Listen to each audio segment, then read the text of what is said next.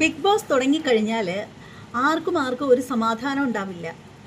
ഈ സീസണിലാണ് ഏറ്റവും കൂടുതൽ PR-ൻ്റെ പേരിലുള്ള വഴക്ക് നമ്മൾ കേട്ടത്. ഇതിനു മുമ്പുള്ള കഴിഞ്ഞ 6 സീസണുകളിലും PR-ൻ്റെ പേരിൽ ബിഗ് ബോസ് ഹൗസിനകത്തൊരു വഴക്ക് നമ്മൾ ആരും കേട്ടിട്ടുണ്ടായിരുന്നില്ല. ഇപ്പോൾ എന്തായാലും 24 മണിക്കൂറും PR. ഹൗസിനകത്തും ഹൗസിന് പുറത്തും ഇതൊരു ചർച്ച തന്നെയാണ്. PR-ൻ്റെ പേരിൽ ഇപ്പോൾ നമ്മുടെ പ്രമുഖ യൂട്യൂബേഴ്സ് തമ്മിലും യുദ്ധം തുടങ്ങിയിട്ടുണ്ട്.